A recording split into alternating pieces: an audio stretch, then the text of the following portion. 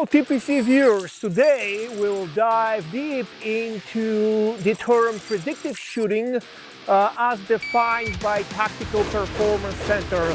I'm saying that because there are multiple perceptions these days about what really predictive shooting is. Many of them can be true, but we'll give you the TPC perspective of that term and we'll get very into details of the exact process. Tactical Performance Center, the home of reactive shooting science. The second element is seeing what you need to see, and this is where the focal secret is. Never lose track of where the See, the red dot exists at that same focal plane, so I don't have to. Gun and that target.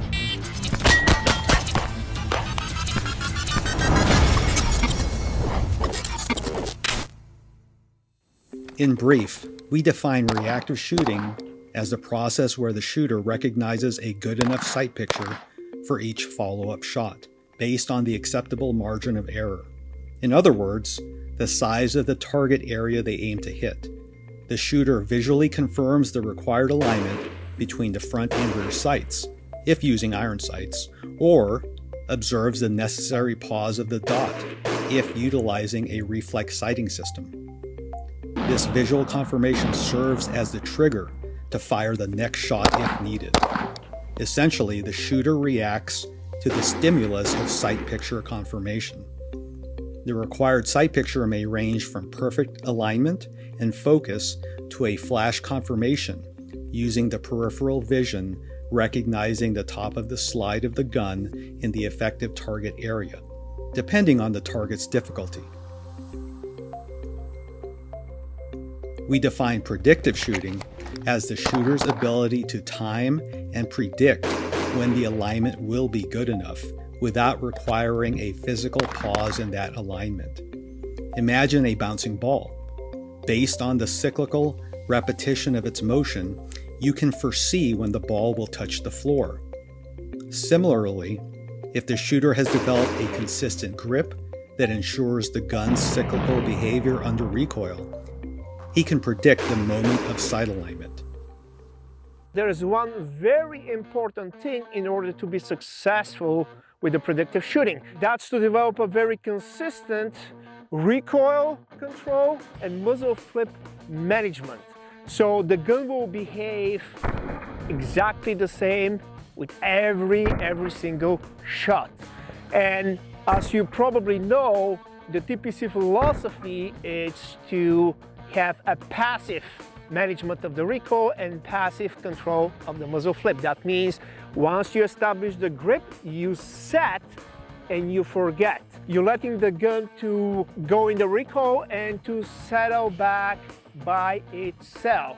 We are not doing something proactive. That doesn't mean that in a more dynamic situation, you're not going to move with your body and you move your shooting platform, but the actual grip will stay absolutely passive, non-reactive.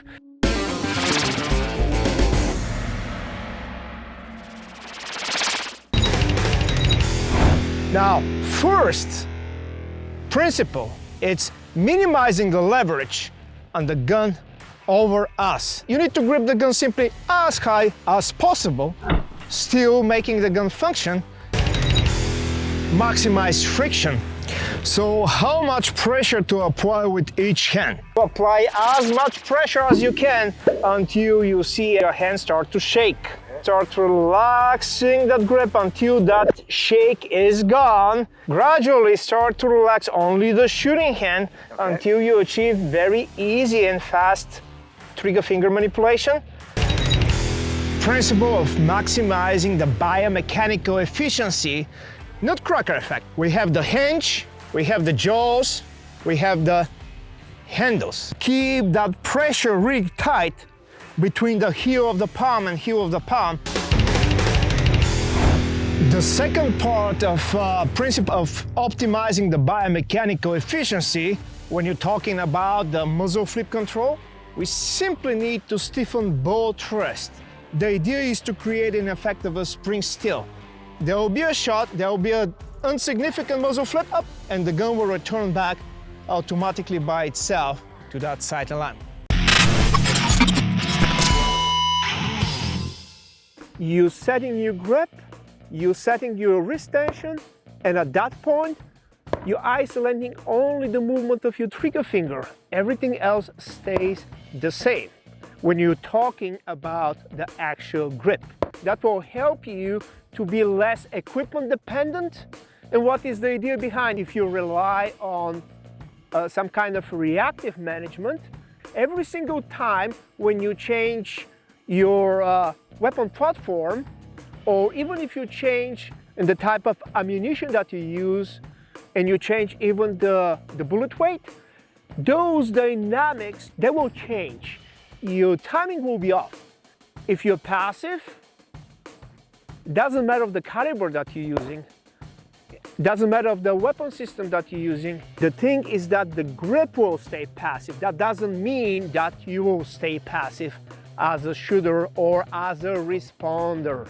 So what we'll do it right now, we'll demonstrate a very progressive layers of multiple isolated drills that for some of you, you can call them basics. That can be true or it can be not true, depends on your level of perception. But the idea is to create that step-by-step process in order to develop that complete skill, predictive shooting. Why so simple drills?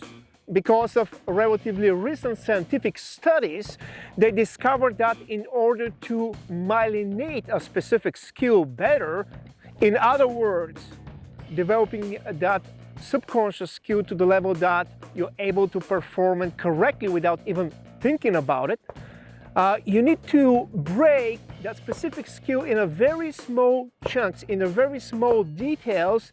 You need to focus on one thing at a time, and each and every drill will emphasize that very narrow focus.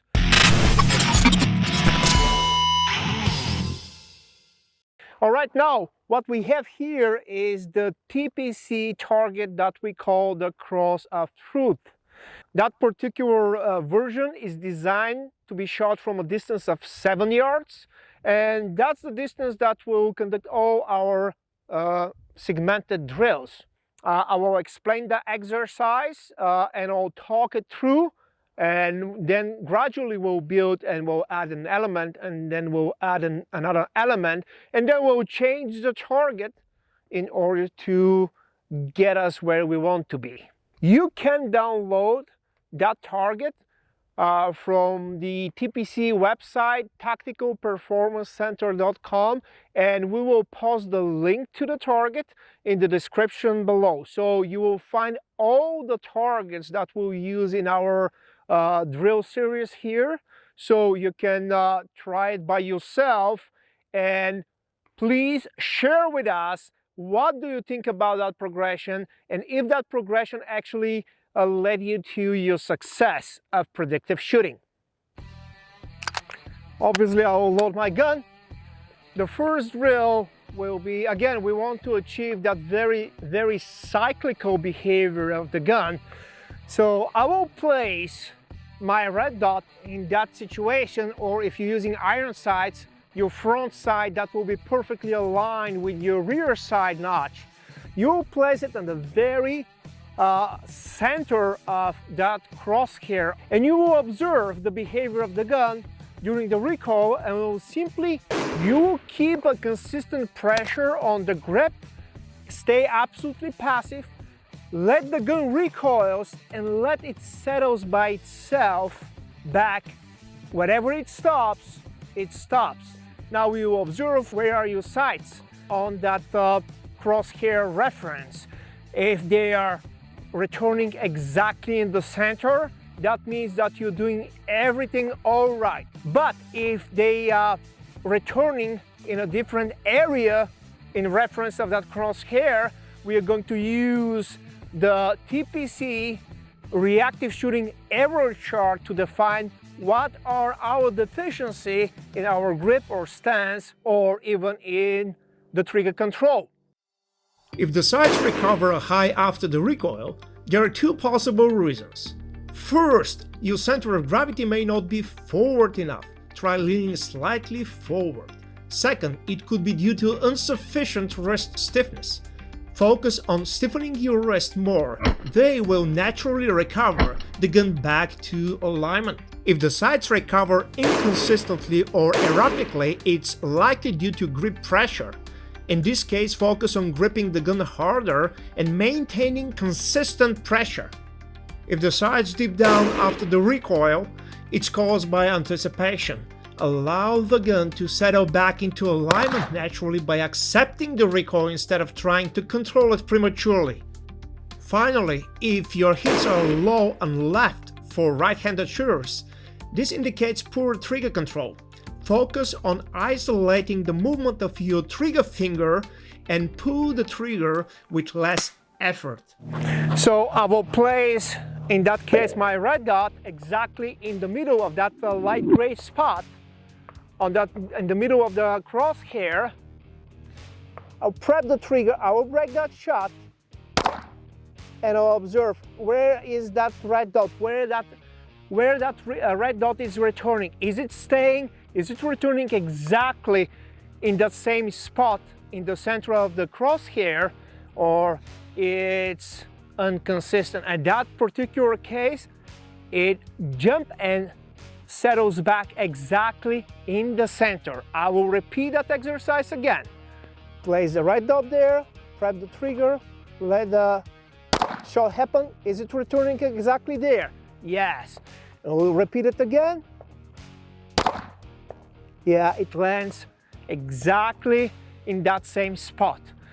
Why? Because I'm keeping very consistent pressure and I'm not trying to drive the gun down. I simply wait until the gun settles by itself. If I keep my wrist stiffened, it will settle right there.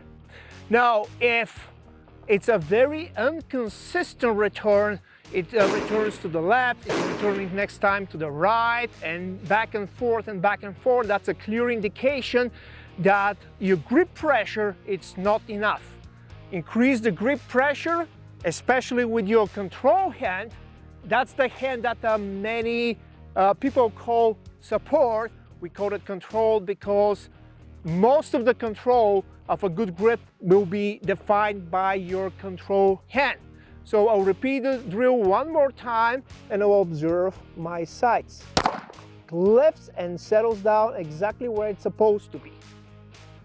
Right? So that's exercise number one. The second drill, the second exercise will be exactly the same thing, but now we'll start from the holster. Why? Because most likely we'll go from the holster. So with this exercise, we'll test how well can we replicate, can we form the correct grip right from the holster. And the behavior of the gun will tell us the story. So we're observing the red dot. Again, a single shot, observe where that dot is returning or where that front sight will return. Is it returning exactly in the middle of that crosshair without you micro steering it? You just let the gun to do its own thing and settles down by itself.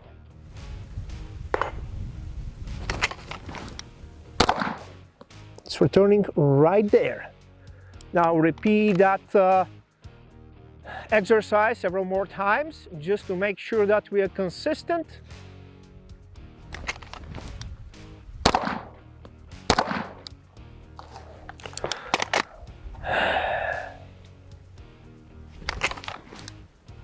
Single shot, observe if the dot is returning exactly on the same spot. One more time. Same spot. Great. So I'm satisfied with the consistency of my performance, my technical performance from the holster. Now we will continue with the next exercise, and the next exercise will be exactly the same thing. We'll draw from the holster, we'll fire the shot, and as we confirm that the sights will settle exactly in the center, we will fire the second shot. Now here we can do a homework, and the homework is we can prep, we can reset. We definitely need to reset, and we can prep the trigger. That means taking the slack if it's necessary to the wall, if you prefer to use the prep press technique of your trigger. But As soon as you confirm a good sights, a red dot or a line iron sights in the center, you can fire the second shot. And observe again where these sights will return back. Are they going to keep that cyclical behavior? If they doesn't, that means that you've changed something, most likely in your grip. Right? The idea is to be very repetitive, very repetitive. Why? Because it will be very easy to predict. We'll start from the holster. Place it in the center, and once they settle back, I will fire my second shot. I'm confirming that the sights or the red dot, it settles back in that spot. Especially when you're shooting a red dot, you need to look at that tight spot. Here it's a great reference because that's the light gray area of that crosshair. Let's do it again.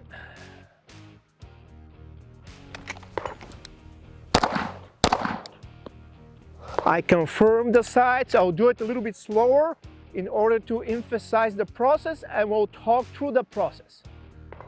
So, draw from the holster, prep the trigger, I will break that shot, I will see the sight settles back, and we'll fire the next shot.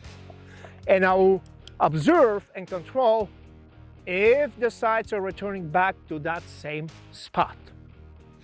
Now it's time to really develop the predictive shooting. The next drill will do exactly the same thing, but instead of waiting and to visually confirm the return of the sights to the same spot, we will predict it and we'll time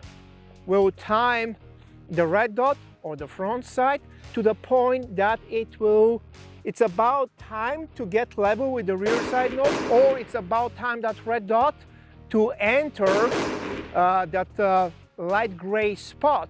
And here we need to make a little difference between shooting iron sights and a red dot.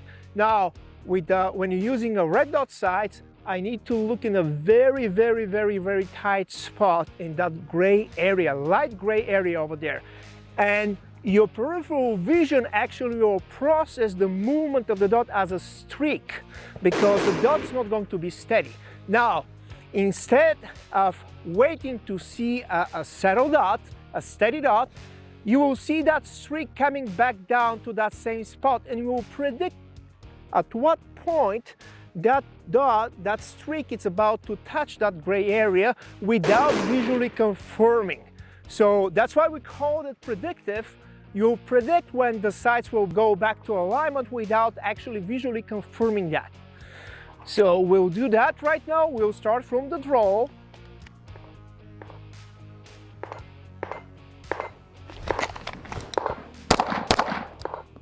All right, so what I did here, you see how my second shot dropped a little bit down? You know why? Because I didn't stay absolutely passive. I didn't wait and let the gun to settle back down. I drove the gun a little bit down. So that's the error, that's the mistake I've made. Now, the mistake is not a failure if you recognized what's happened, what was the problem, and you have the knowledge and narrow your focus to fix it in a flight.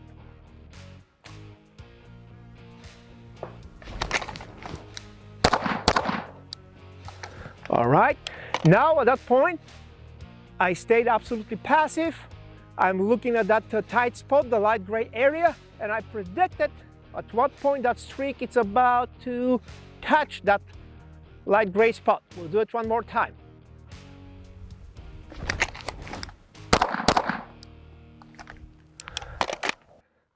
All right, so the next target that we're going to use, that's 2-inch dots, and we'll do the same process. We follow the same process of predictive shooting, but right now, instead of a crosshair as a reference, actually we have an actual target. We have acceptable margin of error, 2 inches, 7 yards, and the idea to keep the targets a little bit smaller, it's the target to keep you honest, guys. You know, even a slight problem and inconsistency of your grip, the paper will show that immediately. So the idea is to work and micro-tune whatever is necessary in order to achieve that final goal of a very consistent and cyclical behavior of the gun.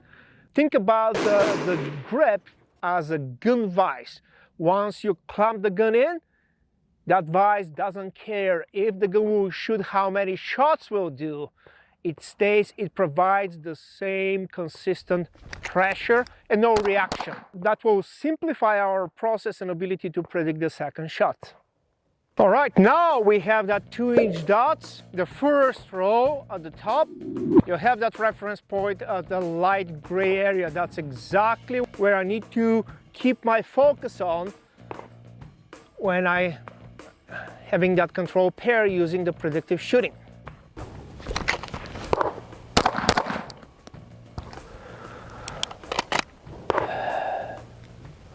And I'll draw again. Again, I'm going to use that predictive shooting. That means I will predict when that streak is about to enter the 2-inch dot. I particularly looking in that light gray spot that it's significantly tighter area than the entire target. The concept is aim small, miss small. You need to have a narrower point of focus, especially important when you're using a red dot. You keep a target focus. I keep my focus over there on that light gray dot. Don't get me wrong, my goal is to place my shots within the 2-inch circle, but again, that's a smaller reference point. So even if there's a little bit of a margin of error, I still will be on target.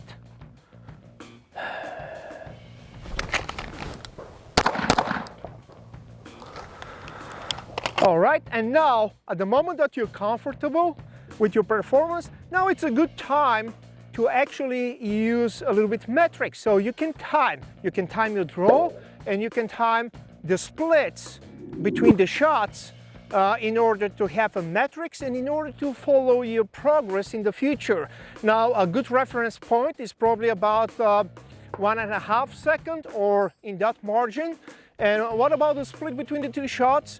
We'll say that everything that is under 0.3, it's a very, very commendable result. If you want to increase the speed, the only thing that you need to do is passively to stiffen your wrists a little bit more, be just a little bit more aware about that passivity, and that will guarantee that the gun will get back to sight alignment faster. And you simply need to time that second shot a little bit faster.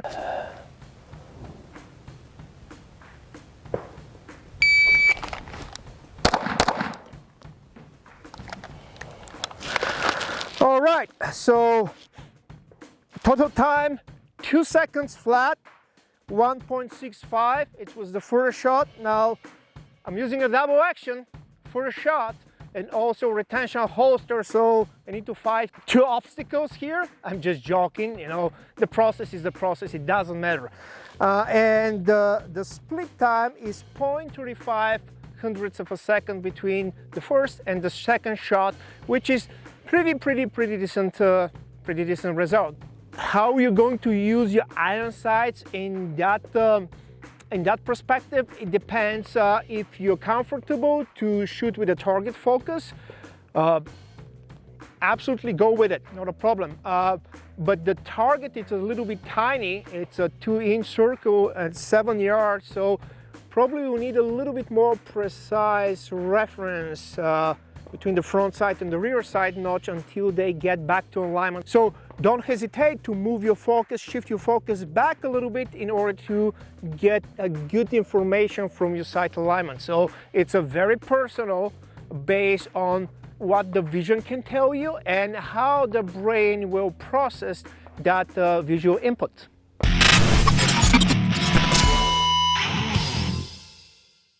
It's time to make the things even more interesting. So what we're going to do right now, guys, we have a new TPC challenge for you, and that's the Hammer Time 2.0 Hammer time 2.0. Distance 7 yards from the target. Starting position: handgun loaded and holstered, hands relaxed at your sides.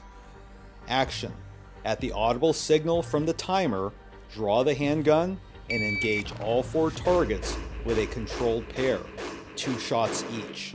Start with the target of your choice. Makeup shots are not allowed. Scoring: the overall time recorded from the start signal to the last shot fired. Penalties: shots must be within or break the 2-inch dot line to avoid penalties. If a shot breaks the light gray circle but not the 2-inch dot line, a penalty of 0.25 seconds per hit will be added to the overall time. Complete misses incur a 2.5 second penalty for each missed shot.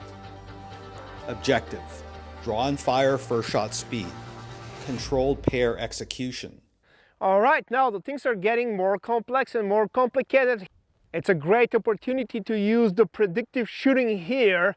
We have a pretty spicy time, so in order to achieve the highest rank, Grandmaster, it's a 4.3 seconds for 8 shots and draw from the holster. Control pair of each target from a distance of 7 yards.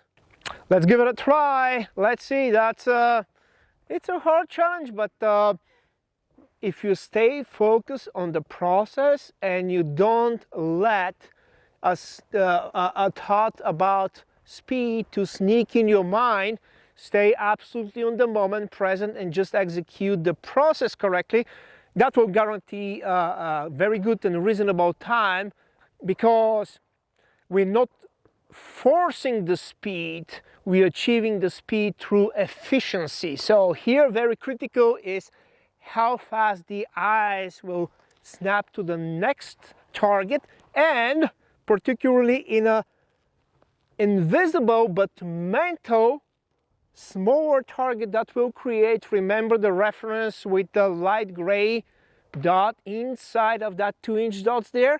Now, it's your responsibility to create that mental image on each of these targets.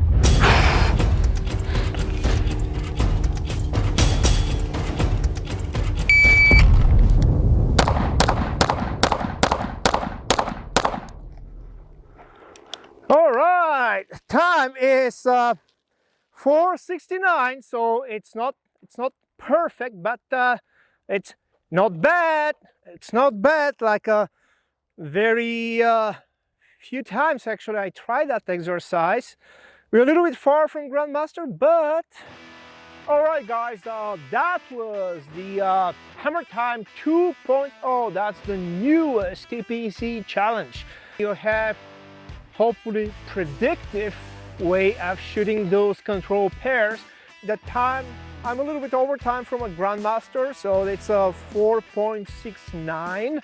Grandmaster, I truly believe we need to be in 4.30, and my first shot was a little bit late, and the reason of that is my red dot didn't arrive exactly where it needs to be, so I needed to micro adjust it, but I'm happy that I stayed mentally calm and I didn't fire that shot without confirming what I need to see inside of that target area. From there, so 175 first shot, that we keep 47 split between the first shot, 40.40, transition to the next target, 0.43, but the split between the third and the fourth shot. Then we had another transition to the top, 0.39 hundredths of a second, and then we have the split between the shots, 0.43, so pretty consistent splits. Then we had another transition from right to left for 0.45, and the last split was 0.46. So pretty much in cadence, but something that you need to understand is a cadence driven not by acoustic input, it's a cadence based on what you see on the target. So it's completely visual. That's one of the greatest misconceptions when shooters start to talk about shooting in cadence, multiple targets. So try the series of that micro drills, and at the very end, try our new challenge, the Hammer Time 2.0, and let us know how you did. Don't hesitate to post in the comments below if you have other questions related to predictive shooting and what is the difference between predictive shooting and reactive shooting. And do you agree with our definition for both terms? We will be glad to hear your opinions. Till then, stay safe, shoot straight, and remember, more hot skills, less cool gear. If you like the video, visit the online training page on our website or check the calendar section to sign up for our in-person courses. Please don't forget to like, share, and subscribe.